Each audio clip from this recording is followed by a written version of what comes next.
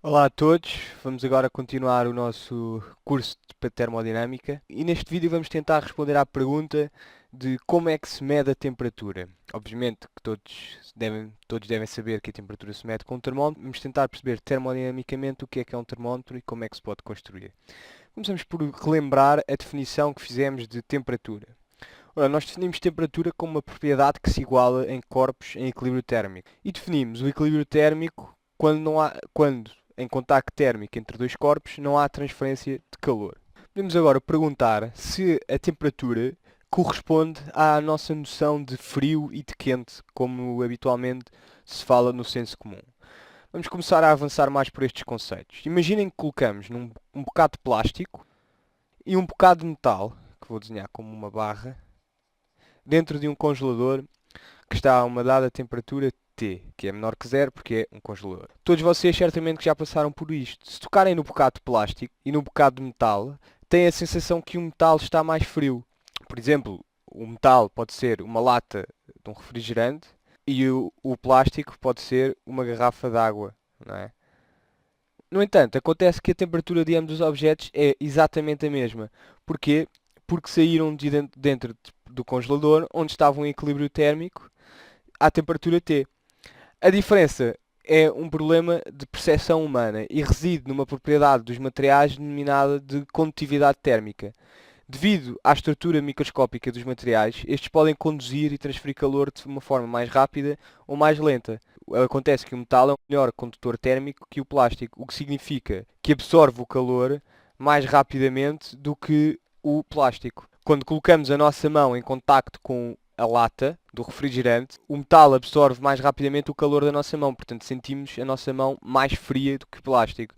Se esperássemos tempo suficiente para que ambas as mãos tivessem equilíbrio térmico com o metal e com o plástico, então deixaríamos ter a sensação de que o primeiro está a uma temperatura mais baixa. Desta experiência, podemos concluir que o nosso tato, nossa percepção humana de frio e de quente, não é um bom sensor de temperaturas, mas dá-nos uma percepção do calor que é trocado. Se sentirmos frio, quer dizer que estamos a ceder calor à nossa vizinhança. Se sentirmos calor, quer dizer que estamos a receber calor da nossa vizinhança. O tema da condutividade térmica será abordado nestes vídeos de termodinâmica do portal, mas mais perto do fim. Agora podemos nos perguntar, a nossa mão, como vimos, não é um bom termómetro, mas dá-nos uma boa percepção do calor que é trocado. Então, mas nós queremos construir um termómetro, um aparelho de medida. Então, que condições é que necessita o nosso aparelho de medida, o termómetro, para que se consiga medir a temperatura com precisão? Em primeiro lugar, tem que entrar em contacto térmico com o corpo para o qual queremos saber a temperatura. E em segundo lugar, é preciso que esteja em contacto térmico tempo suficiente para se atingir o equilíbrio térmico. No entanto, sabemos que em contacto térmico vai existir um fluxo de calor entre os dois corpos, implicando que a temperatura de ambos varie. Assim, a primeira característica que o termómetro tem que ter é uma baixa inércia térmica. E o que é que isto significa? Significa que tem que ser um bom condutor, calor, e deve ser tal que precise absorver pouca energia para variar a sua temperatura. Isto corresponde, como veremos mais tarde quando introduzirmos o conceito, corresponde a ter uma baixa capacidade térmica, que eu vou denominar aqui apenas como um C maiúsculo. Basicamente mede a resposta da temperatura de um sistema ao fornecimento de energia por calor. Isto significa, tendo aqui o nosso objeto A, para o qual queremos medir a temperatura, e tendo aqui o nosso termómetro, significa que quando houver um fluxo de calor Q entre o objeto A e o termómetro tem que ter uma variação de temperatura muito superior face ao objeto A.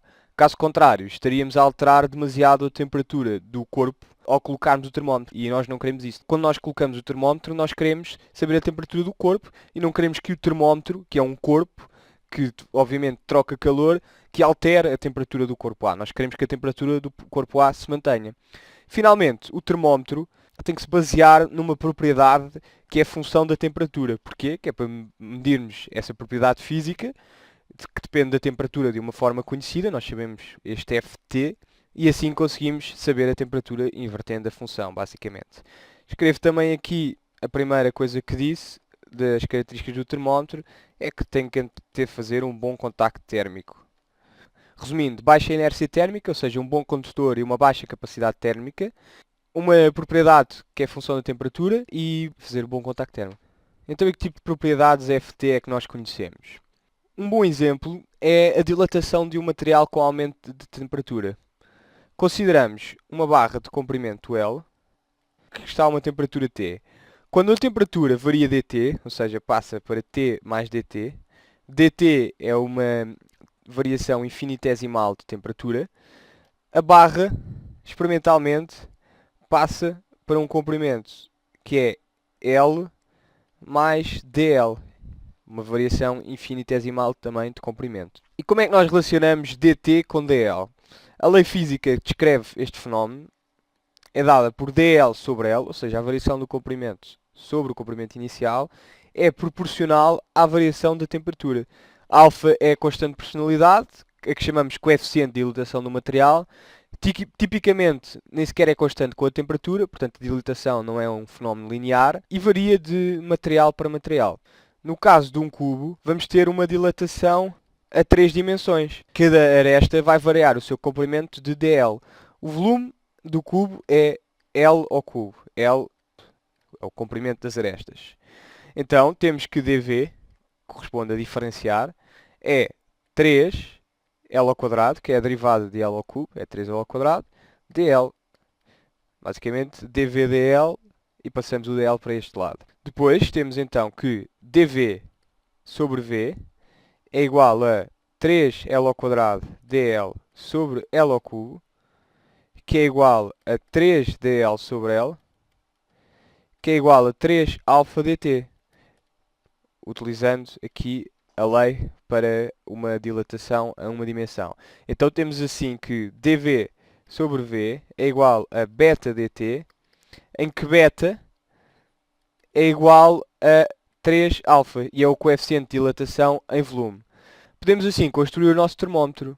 Primeiro colocamos o nosso termómetro em contacto térmico com o corpo para o qual queremos medir a temperatura. O material do termómetro dilata, se o corpo tiver uma temperatura superior, se não, contrai, e em função disso calculamos a variação da temperatura. Nós conhecemos o alfa do material de que é feito o termómetro.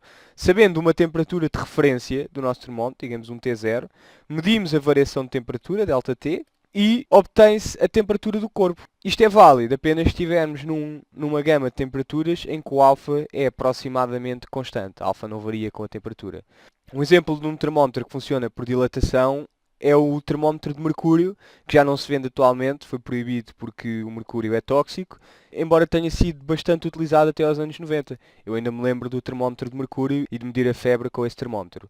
É importante reterem a ideia de que quando juntamos dois corpos em contacto térmico, as temperaturas dos dois corpos vão tender a igualar-se, que é o ponto em que temos o equilíbrio térmico. E pronto, já sabem como é que se constrói um termómetro. Continuamos no próximo vídeo com o estudo do gás ideal.